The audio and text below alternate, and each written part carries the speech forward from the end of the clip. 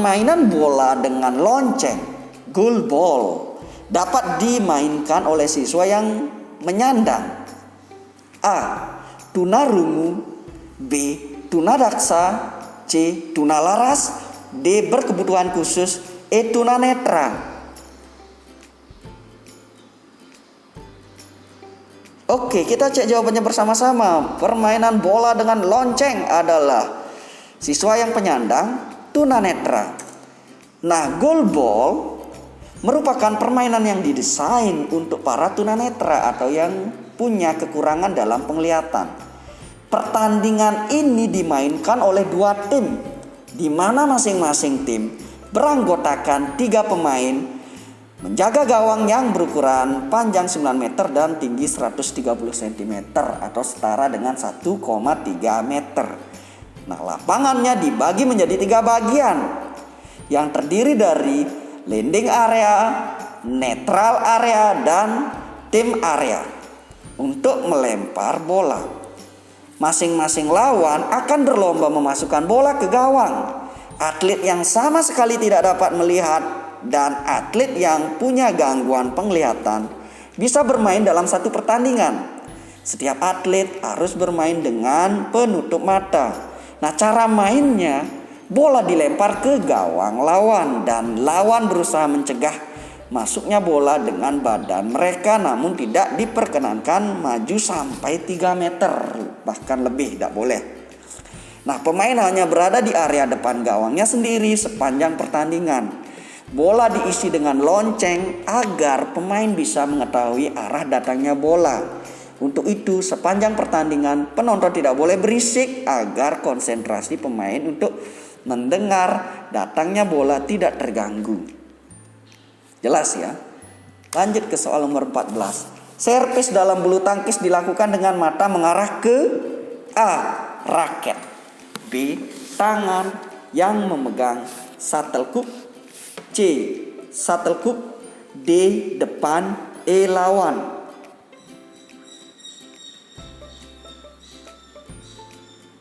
Oke, kita cek jawabannya bersama-sama. Jadi servis dalam bulu tangkis dilakukan dengan mata mengarah ke D. Depan. Nah, pukulan servis adalah pukulan yang memiliki maksud di dalam melempar bola ke area lapangan lawan dengan diagonal. Nah, yang mana tujuannya untuk memulai permainan? Nah, untuk pukulan servis bisa dilakukan dengan forehand atau dengan cara backhand.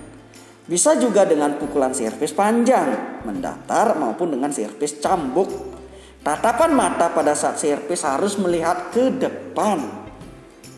Ya, jadi tatapan matanya harus mengarah ke depan. Kita lanjut ke soal nomor 15. Permainan bulu tangkis memerlukan penguasaan beberapa teknik dasar berikut ini. Yang pertama servis, yang kedua forehand, yang ketiga backhand, yang keempat smash.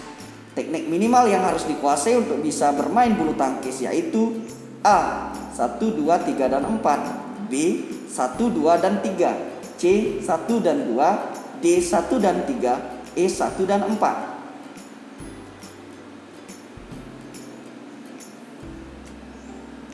Nah, kita cek jawabannya bersama-sama. Kata kuncinya di sini adalah teknik minimal. Jadi teknik apa sih yang sebenarnya kita harus kuasai agar bisa langsung bermain bulu tangkis?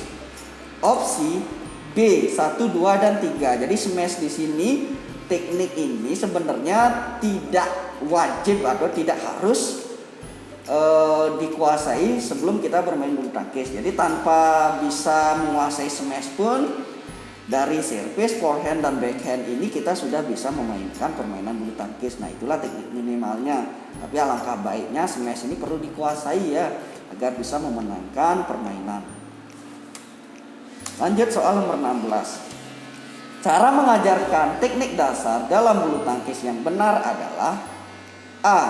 Pegangan raket. Siswa dilatih membiasakan diri memegang raket dengan benar dan luas tetapi bertenaga.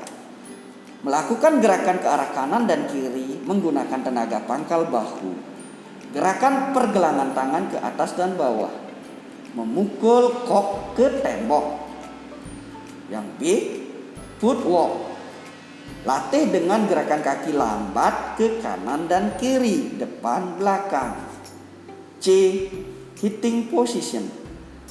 Dari tengah ke depan dengan lari kecil dimulai kaki kiri, kemudian kaki kanan. Dari tengah ke belakang dan dari depan ke belakang. D. Service.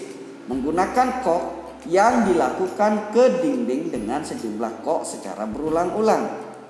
E. Pengembalian servis. Biasakan latihan dengan mengarahkan kok ke sisi kanan dan kiri lapangan lawan, ke sudut depan atau belakang lapangan lawan.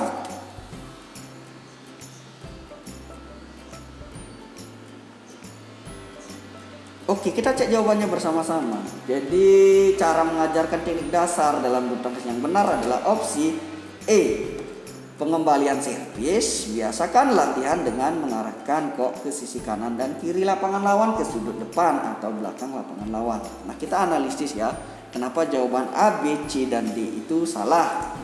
Nah, ini perhatikan. Jawaban benar E karena prinsipnya penempatan kok yang tepat. Lawan akan bergerak untuk memukul kok sehingga ia terpaksa meninggalkan posisi strategisnya. Nah, pilihan A salah ya, karena pukulan berasal dari tenaga pergelangan tangan.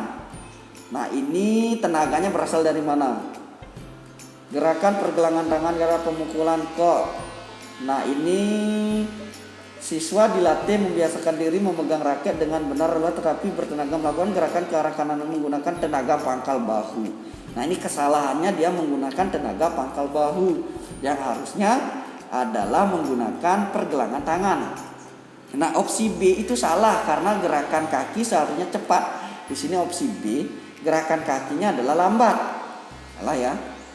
Opsi C salah karena hitting position dilakukan dengan 2 langkah. Kalau di sini di sana tidak mengarah pada 2 langkah ya, dari tengah ke depan. Nah, ini satu langkah di sini ya, bukan dengan 2 langkah.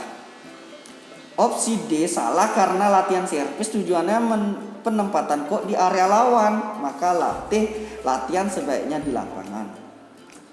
Jadi jelas ya, bukan di sini malah dilakukan secara berulang-ulang ya untuk opsi E. Jadi jelas untuk jawabannya adalah opsi E. Lanjut ke soal nomor 17. Setelah sampai kurang lebih 1 meter di depan garis finish, sikap tubuh harus dicondongkan ke depan dengan A. Mengurangi kecepatan lari, B. Mempertahankan kecepatan lari, C. Menambah kecepatan lari, D. Tergantung pada kemampuan pelari, E. Menjaga keseimbangan tubuh.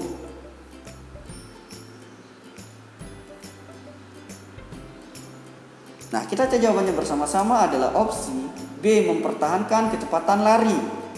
Nah, dalam lomba lari ukurannya adalah kecepatan, sehingga sampai garis finish sebaiknya tetap mempertahankan kecepatannya. Nah, itu kita lanjut ke soal nomor 18. Teknik lempar lembing yang berfungsi menjaga keseimbangan adalah A. Pegangan, B. Awalan, C. Lemparan, D. Gerak ikutan, E. Tumpuan. Kita cek jawabannya bersama-sama adalah opsi D. Gerak ikutan. Nah, setelah melakukan lemparan akan ada amplitude. Agar maksimal hasil lemparan serta tidak ada hambatan, maka gerakan ikutan diperlukan untuk menjaga keseimbangan. Mungkin para atlet sudah paham betul ini ya. Jadi untuk gerak ikutan perlu untuk menjaga keseimbangan. Lanjut soal nomor 19. Keras tidaknya pukulan dalam pencak silat tergantung pada A. Tegang dan tidaknya otot lengan, B. Pernapasan, C. Sikap kuda-kuda dari kaki, D. Awalan dari pukulan, E. Kekuatan otot perut. Oke, kita cek jawabannya bersama-sama, yaitu keras tidaknya pukulan bergantung pada tegang dan tidaknya otot lengan. Nah, tegang tidaknya otot lengan, jika otot lengan lembek tidak terjadi kontraksi, maka tenaga yang dihasilkan kurang. Jelas. Soal nomor 20.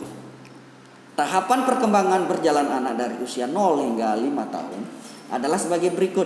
A. Berjingkat, berjalan merambat, berjalan mundur, berlari. B. Berjalan dituntun, berjalan cepat, berlari.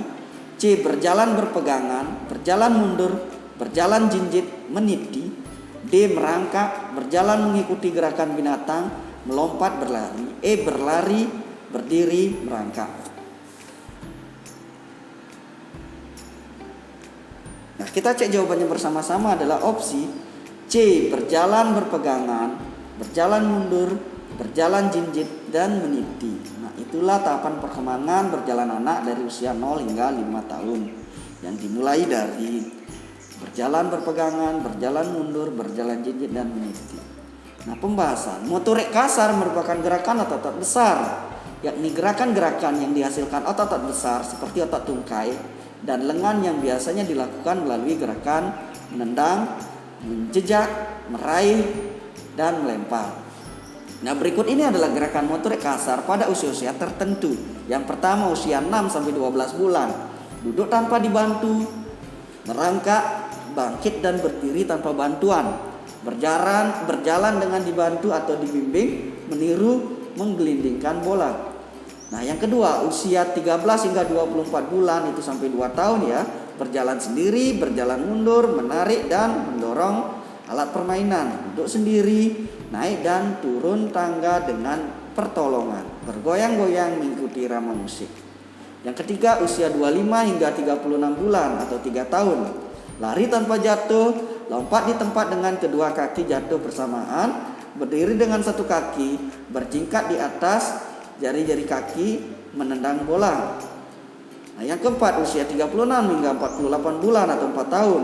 Lari menghindari hambatan atau rintangan, berjalan di atas garis, meloncat dengan satu kaki, dapat berdiri dengan satu kaki dan berdiri dengan ujung jari kaki, mendorong, menarik, mengemudikan permainan beroda 3, mengendarai sepeda roda 3, melempar bola di atas kepala dan menangkap bola yang dilemparkan kepadanya. Nah, yang kelima usia 49 hingga 60 bulan itu 5 tahun, berjalan mundur dengan tumit berjingkat atau jinjit, lompat ke depan 10 kali tanpa terjatuh, naik turun tangga dengan kaki berganti-ganti. Nah, jadi jelas sekali di sini ya, itu dirangkum dari semua tahapan itu dari usia 0 hingga 5 tahun. Maka tahapan perkembangan berjalan itu adalah dari berjalan berpegangan, berjalan mundur, berjalan jinjit dan meniti.